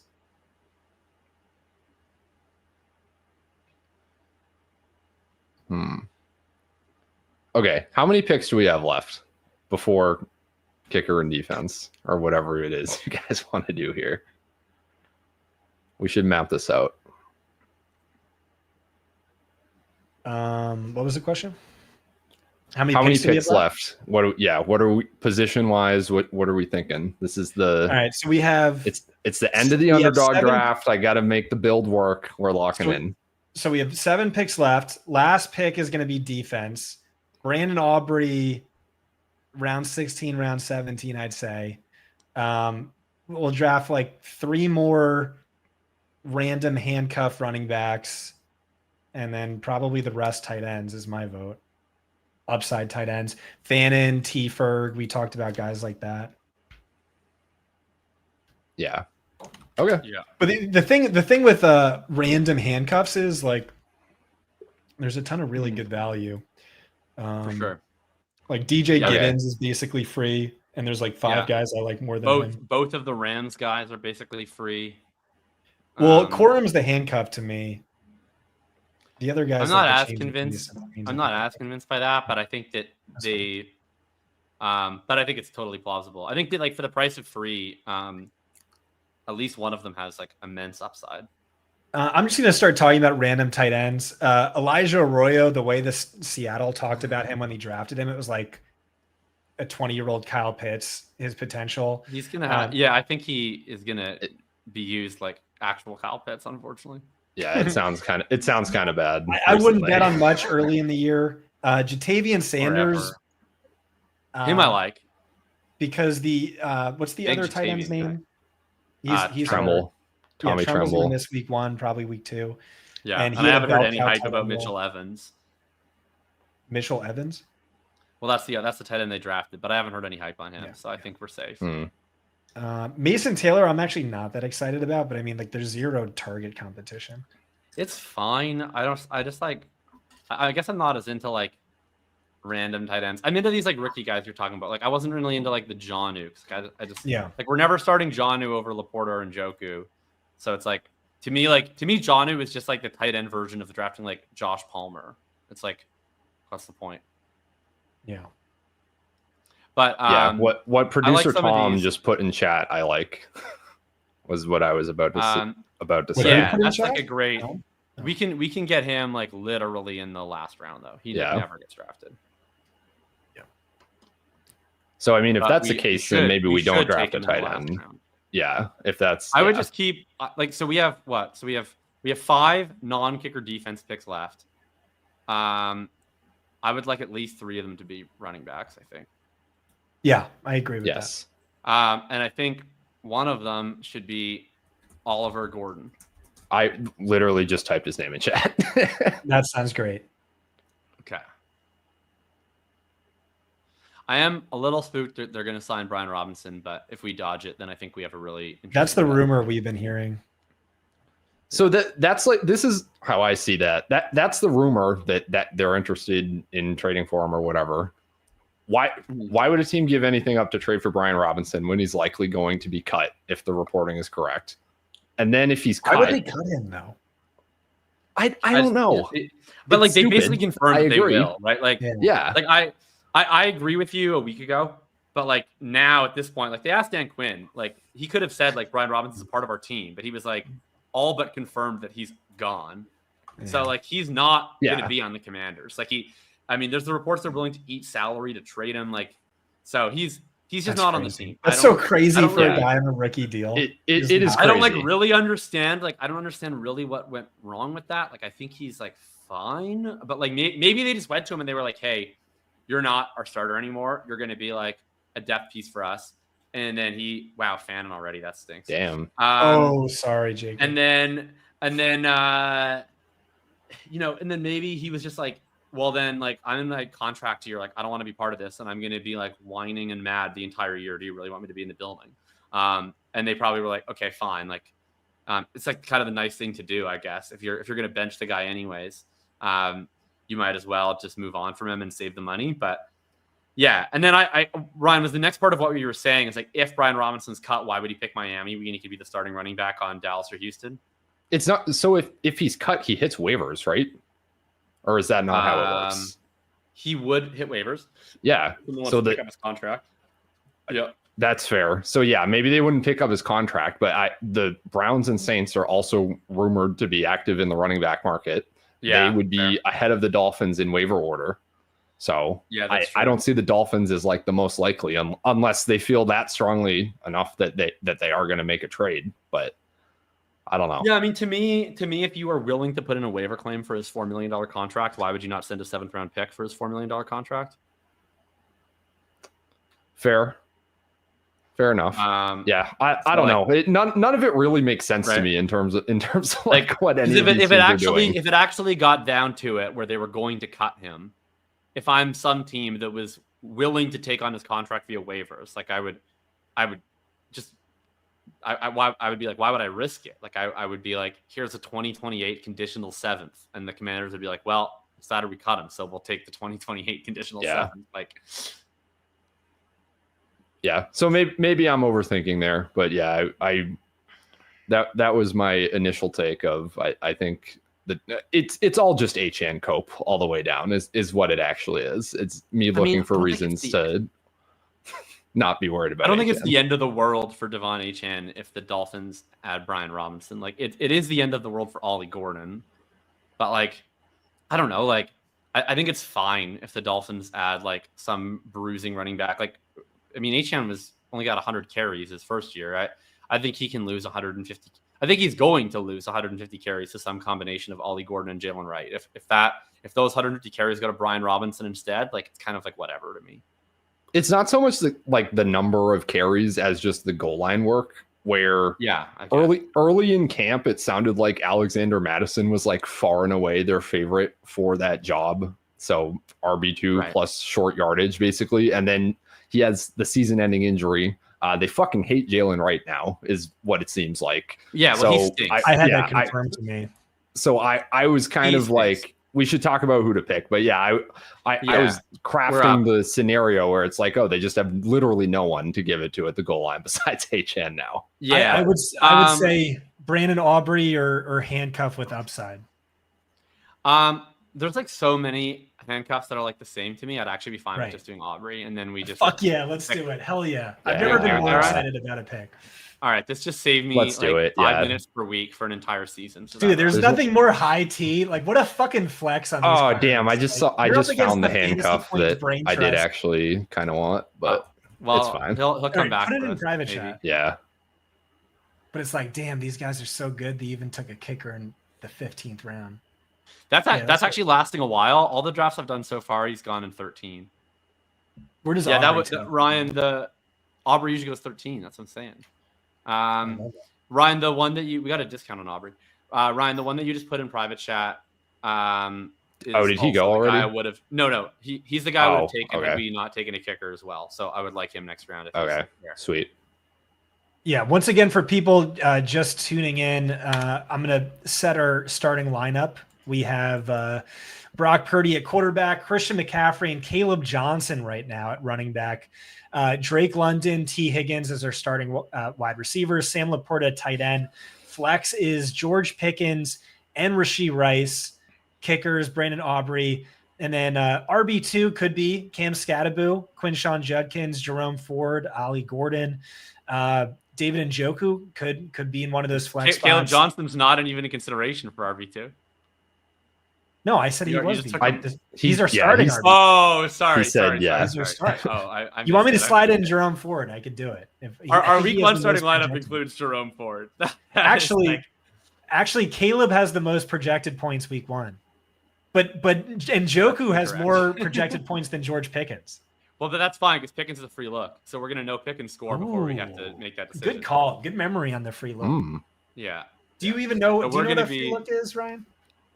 Yeah. Is it just that there's drafts that happen after Yeah. like the So prime the time game? FFPC So the yeah. FFPC drafts go through Saturday. So for any Chargers, Chiefs, Cowboys, or Eagles, we get a chance to see their score, decide if they go in the lineup, and then if you want to not have them in the lineup, you can take them out before Sunday. So yeah, if Pickens, we'll put him in the lineup. If he throws up a dud against the Eagles, then we take him out. And then Rashee, I still think this settles before week one, but if it does not, then he also is a free look up. Sue Robinson has a very busy schedule. He was so busy. The Ian Hartnett tweet caring. like made me crack So up. Where it was funny. like Ian, if anyone didn't see it, Ian was just like, Sue Robinson delays till September 30 because of her busy schedule. Couldn't she just like stay up a little late, like maybe miss a lunch, like wake up early, skip breakfast? Like what's going on, Sue? Oh man, it is very funny the way that they framed it, where it's like, yeah, Sue, we're all waiting on Sue's busy schedule. I don't think we're actually waiting on Sue's busy schedule. I think that the parties intentionally pushed it back to give themselves a better chance to settle.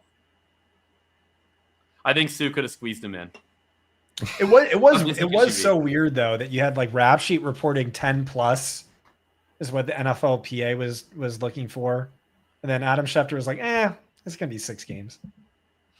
Yeah. So if people don't know what we're referring to, Schefter on his podcast gave With John pretty Hansen, by the detailed- way, on that podcast. Oh, Shout out Fantasy Points. Sweet. Yeah. Did a pretty detailed breakdown of his thoughts. I mean, I don't think anyone really knows, but Schefter certainly knows better than we do. And his thoughts were the NFL wanted 8. This is like really a gray area in the personal conduct policy. Like Addison's never would have made it to this stage because the Addison one was very obvious. It's like if you are convicted of a DUI or you plead guilty to a DUI, you get a 3-game suspension. It's cut and dry. Nobody is taking that to a hearing.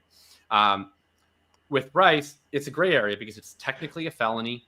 It's not really one of the felonies that's clearly stated in the PCP as being worth at least 6 games. And then it's also, there's an argument that it wasn't really a felony because he goes through this diversion plan.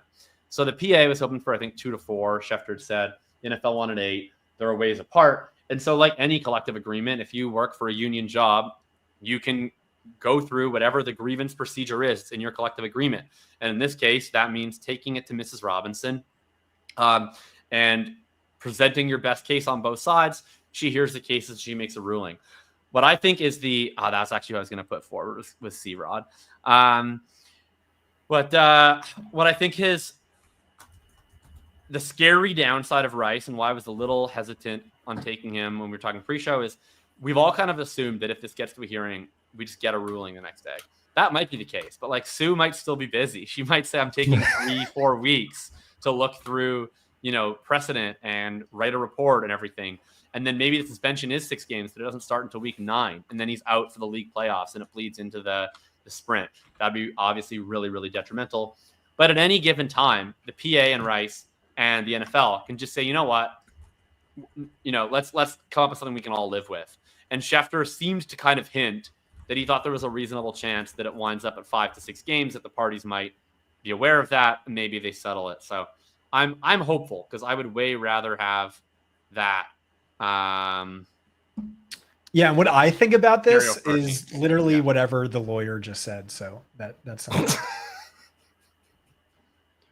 I will note, I always note, like, when we were talking about the criminal aspect, I'm always like, people ask me my opinion because I'm a lawyer. I don't do criminal law. I certainly don't do American criminal law. Now that we're in this phase, like, this is my day job. Like, I do collective agreement arbitration. I feel like I have a little bit more of a handle on it. Who do you guys want here? I guess we're down to debating Corum versus Hunter, which is Yeah. I love that we're here, Can we just try to get both? Like, I would legitimately be down with both. Yeah, I agree. Corum is a way higher ADP, so if we took him first. Yeah, fine by me. Yeah, whatever you guys want to do. I don't think it's that serious. No, it's not. I was about to keep up for Marshawn Lloyd, who I think has. Dude, like, his body does not function. He's So like he's built different in the worst way possible. Yeah.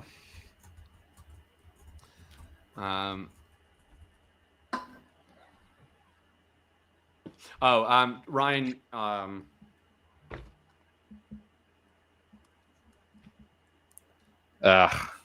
Oh, that's not bad. That's not bad. Yeah, and then but they want to add someone as like the important part. Yeah, that's what I thought. Yeah, I mean, we can just stop with this. I don't care if people snipe us on like these shitty running backs. We're talking about the Saints backups.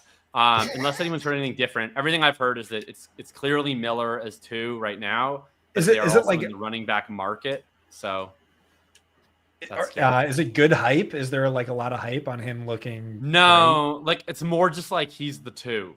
Yeah, it's not like he's incredible. Fuck, Hunter goes, and Ao Manor went. That's the other guy I would have loved there. But like, I've heard nothing about Devin Neal. Like, I think it's like, it's not good that Devin Neal is a rookie on a team with a wide open RB2 depth chart. And like, I haven't heard any, like, I've heard more hype for Cam Akers than I've heard for Devin Neal this offseason. I feel like we're legit like out of running backs to draft other than dude, Kendrick Miller. We always got guys, man. We got so many guys. We got guys for days, dude. I just threw some.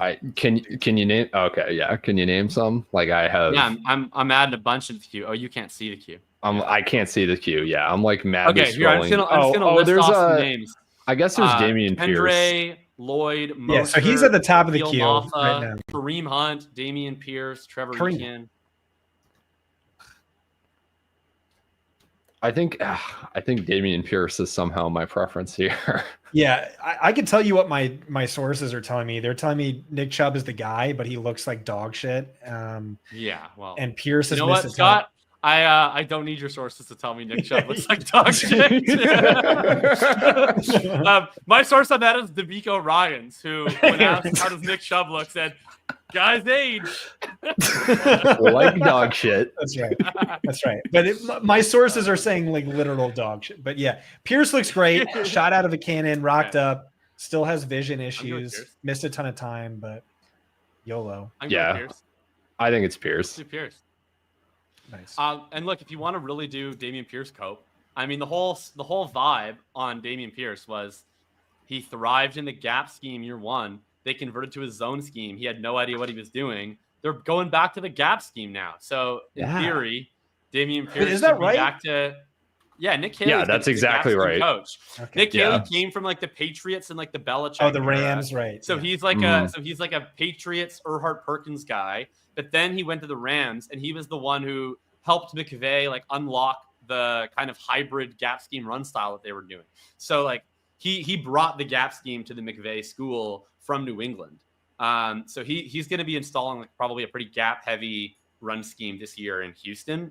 So I think it's a way better fit for Dameon Pierce for sure. Yeah. That's like literally that angle is like the only reason I give Dameon Pierce even like a second thought in the year 2025. But it is something. I do think it's better than Kendra Miller. I think it's something, but I do think it's like one of the weirdest pieces of cope that it's like, yeah, man, like this guy was like, a top 12 running back 1 year. And then now he's like the RB4 on his own team and can't even get carries over Dare Ogunbowale. But like, what's he supposed to do? They ran inside zone. It's like, what? Like, that doesn't make any fucking sense. Like no running back should have that wide of a variance between like, look, man, I'm a budding star, but if you call outside zone one time, I'm worse than Dare Ogunbowale. Wait, guys, I just figured it out for Greg Roman. I figured out how they salvaged this Najee Harris contract. How? Najee can't see, so you just run a gap scheme. Don't ask him to run zone. There you go. Yeah. Nothing that requires vision. He doesn't need it. They can just run a gap scheme. I've been saying he's hitting the hole via echolocation like a bat. He's just making clicking noises. Did any of your guys' high school have been awesome about that? It's just I see a fake Harbaugh quote on my timeline like once a week, and it sometimes has to do with echolocation or just Nice. it's always something like that. Did any of you guys have the poster in your science lab? Carol didn't wear her glasses. Now she doesn't need them. And it's a picture of a lady No, you guys don't know what I'm talking about. This kind of sounds like something I've seen. Yeah, where she like has no eyes. It's like a meme before meme, doesn't it? It was so savage. I've probably seen that at some point in my life. Its memory holds somewhere in there.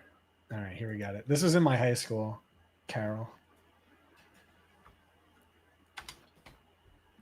All right, so we got 3 more picks, one of which is a defense.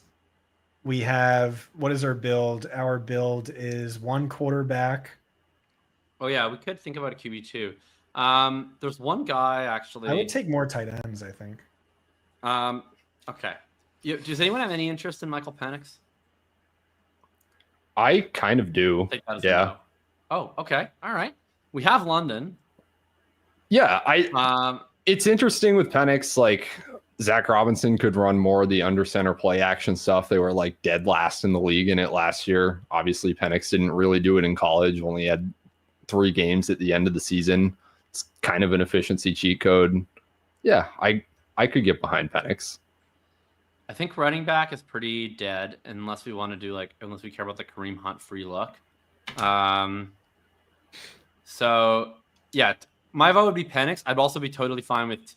We have 2 picks. If we took Aubrey, so we could do a quarterback, and then we have that tight end we want to do. Yeah, we want to do him now. Yeah. Okay, let's do him. And you guys like Penix more than Daniel Jones? Yeah, I do. Okay. I think so. Yeah. I think Penix, I don't know what the odds are, but like whatever the odds are for Michael Penix to lead the NFL in passing yardage is a prop that I think I would want to bet. There was some buzz that they might get him to run more. They kept talking about his super fast pro day. All right, I'm here for that. So it's Penix first, not the tight end? The tight end we're doing last round, or? You know what? The tight end has an ADP of 339. So that's yeah. Nice. Yeah. Or we can take a defense, but yeah. Are the Cardinals gone yet? I can't tell. You like them or not? Yeah. I mean, it's mostly I like their schedule. So, I think they're gone. So I think that they are. They're gone. I didn't see them on the board. I don't. Oh yeah, there they are. Yeah, round 17. Oh, okay. If you guys are doing other drafts, the Cardinals schedule is pretty unreal to start. You get Tyler Shuck / Spencer Rattler week 1, which is obviously just like a goated defensive matchup. And then you get home to the Panthers week 2, which is pretty good. You do have to deal with a pretty shitty week 3 against the 49ers, but if you have the stomach to wait that out, you then get home to Sam Darnold, then you get home to the Titans, and then you get the Colts. So you're like, they're basically going to project a top 10 defense for 5 of the first 6 weeks. In terms of defenses that are still available, well, there's the Chiefs free look. It's pretty enticing. There's also, folks, this is the best Washington. defensive fantasy expert in the game. Make sure you read his streaming defenses column. Washington against biggest. Russell Wilson. They're at home. You get, who do the Niners play week 1? Patriots get like Raiders, Dolphins, Steelers, Panthers, or are they gone? I'm not sure if they're gone. Do they have a pass rush, the Patriots? Not necessarily, but 49ers I don't think the against defense Sam will be Darnold. bad. I will say that. Yeah, but fantasy defense is less about like your EPA and it's more just about like turnovers and sacks.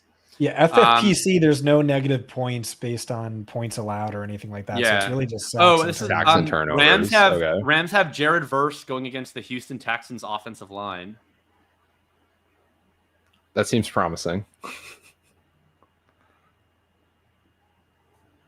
I don't know if there's any. Yeah, I would say the top options would be either Washington. I think it'd be Washington home to Russ Wilson and the Giants, 49ers at Sam Darnold and the Seahawks, or Rams home to CJ Stroud, but like the shittiest offensive line in the league.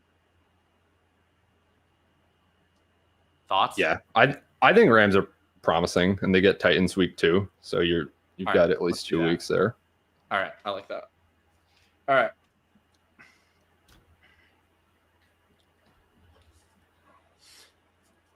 Damn, good draft, boys. Well, we got to finish it out strong here. We got one more pick. We got to lock in.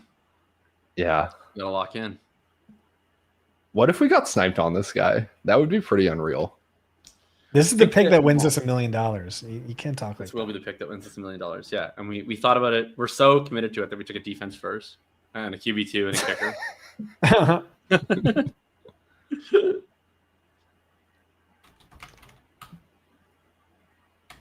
Damn, I never used my veto. Should I take a shot for not using my veto? Oh, you have to, yeah. Yeah. So I want everyone to notice I'm gonna get up. It's gonna take me a lot longer to get from my desk to a bottle of liquor than it took Jacob. I just want to point out that was extremely quick for Jacob to get to alcohol earlier. So I feel like RB2 is our weak spot, and yet best running back class since 2017, and we drafted the RB3, the RB6. And the RB8, and then we're and the preseason and the preseason RB1. Preseason. We have the best kicker in the world. We're stacked at wide receiver. I love our tight ends. We're doing good.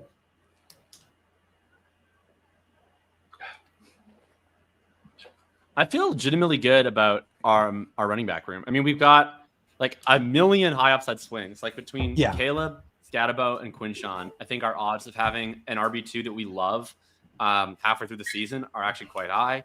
And then, the nice thing is with Quinshon, I mean, as long as Quinshon, we want him to be playing, but as long as he's not playing, I think Jerome Ford is going to be a very safe floor play for us. I like Samson a lot too, and I've drafted a lot of him.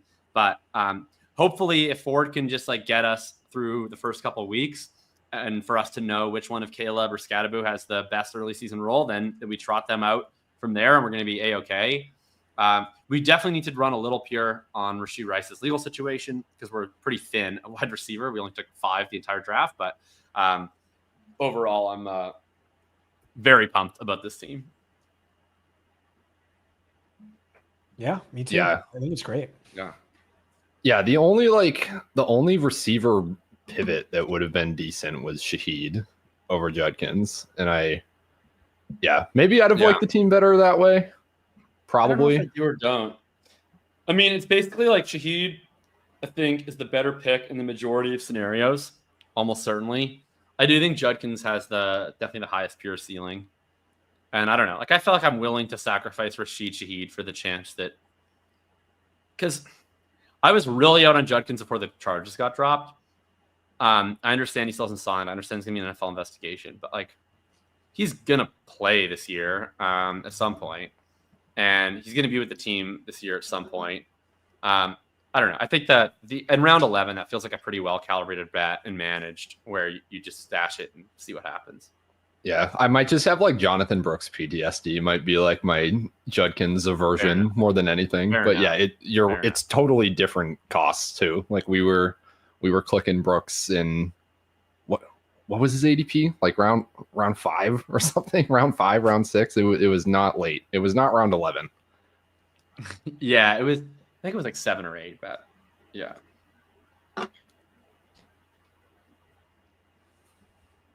Is there anyone else with league-winning upside available this late? I'm looking at ADP and Probably it not. says Israel Banakanda is next, and then Amir Abdullah. What do you think about Isaiah Bond? Isaiah Bond. Marshawn Lloyd's really not. He has some standalone value if he stays healthy. Yeah, I mean, I've heard Do of you worse trust him ideas as for a- sure. I mean, obviously, I don't trust him, but I mean, Trevor Etienne, I still think is kind of interesting and draftable. I'd rather Raheem Mostert just because he's the clear handcuff. Yeah, when I think league-winning upside, I think 33-year-old Raheem Mostert. He's done it before at what, 30? It's true. Yeah, can't say you can't. Do we go sort of not double league-winning kicker? upside, but Young Nope. Hoku? no, we don't. I just want Is to like do that. is Jalen Royals gone? I don't know. Royals are there. We could do Royals. He's better than Xavier Worthy. Here are the wide receivers. I'll list them out for you. This is just an order of ADP. Jack Besh, Tyler Lockett, Roman Wilson, Jalen Royals, DeAndre Hopkins, Jalen Knoll, Calvin Austin, Darius Slayton, like a bunch of bums. Like the only two that'd be interesting would be Jack Bash, Jalen Royals, Jalen Knoll. I like Royals the most of that. I Brett don't know. Whitefield came on my podcast. Do we and- like him more than Terrence Ferguson? No. Have we Up given to up you on guys. that?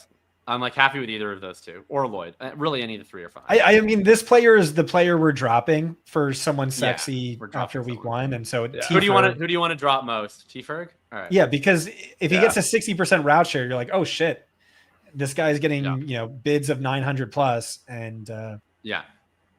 Yeah. All right. so we get our T-Ferg. answer immediately. If not, we drop him. That's fine. Yeah. But shout out to Jalen You can Royals. tell that Tom Tipple does not do seasonal content because he's saying Thornton over Besh in the chat as though Dante Thornton didn't go like 7 rounds ago.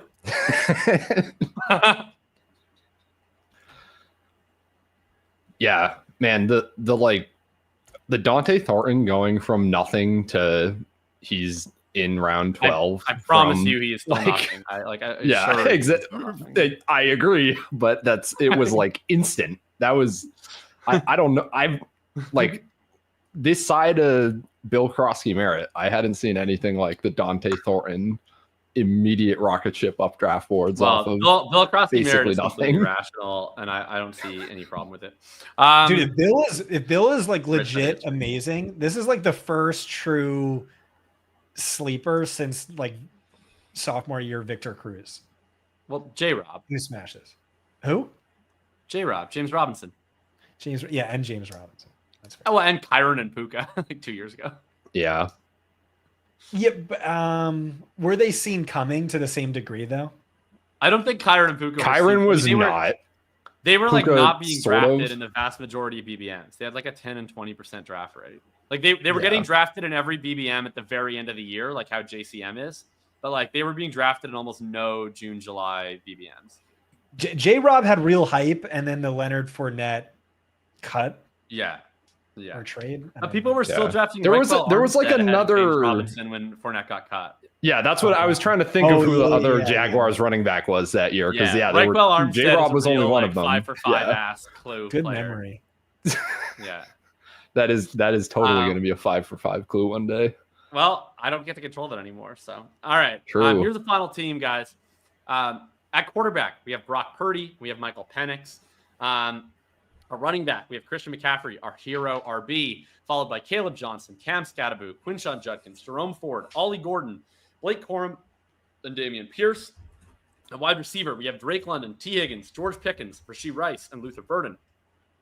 Tight end, we have Sam Laporta, David Njoku, who is tight end premium. You can flex tight ends very easily here, and Terrence Ferguson. At kicker, we have Brandon Aubrey, which saves me 6 minutes of waiver time every week. You can't put a price on that. And then you have the Los Angeles Rams kicking unit. Gents, honestly, this is probably my favorite main event team that I've drafted. I'm not just saying Hell Number yeah. 7 for me. Hell yeah. My favorite one I've taken. I'm a huge fan of this team. I love it. I think it's going to be impossible to win $1 million without Brandon Aubrey, and so we nailed that pick at the very least. I've never once been the first team to draft a kicker. It's like the first I've ever done it. It rules. It feels Yeah, it's like it's a rush to your head. You're like, oh, I'm like doing something I feel like I'm not supposed to. Like, this is really That's fun. kind of how I felt when we took JCM in round 8 too, but this is probably less detrimental. Yeah, no, I really like the team. It's for my first main event of the year, pretty happy with this. Sweet. We got a lot of the guys like I did not want to leave the draft without, and then we had some like happy surprises that I think are awesome. And there's like not a pick I hate. I got my first share of a few guys that I think are like guys that I would really not want to have no shares of. This is almost everyone in our running back room. It's my first share of McCaffrey, first share of Caleb, first share of Scatterbo,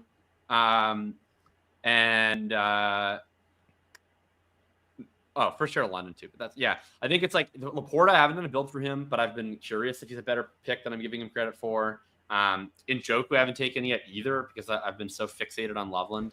So I'm interested. I think Scatterbo for sure, is a guy that Scott's been all in on, and I think he is a really, really fun pick. So I'm very glad to get a share of him with Scott since you've been pumping his tires so hard. Oh, and Rice. I mean, I've been like petrified of taking Rice in the main event, and I felt like the board fell really well for us to take a shot. So that's fun too. And we had a guy in chat drafting right next to us. Oh, let's see his team. So he was the 4 seed, right? Yeah. So Gibbs, Yes. Taylor, Lamar, Moore. Oh, double stacks Lamar with Flowers and Andrews, Loveland, Coleman, Cup. I mean that's something like a well-structured team. I'm not in necessarily on some of the players, but I think 2 running backs early, comes back, hits a ton of really high upside running backs bets late with Tootin, Garendo, Shipley Smith. I mean, hard to argue with that structure. It's a nice team. Yeah, I don't. The wide receivers made me cringe a little bit, but yeah. Keon Coleman, Cooper Kupp, wide receiver 3, wide receiver 4 is like a little scary to me, but yeah, fair enough. All right, are we wrapping this? Let's wrap it. I think so. All right, whoever has the power to hit end stream. Thanks for watching. What? Why are you shaking your head? You're welcome.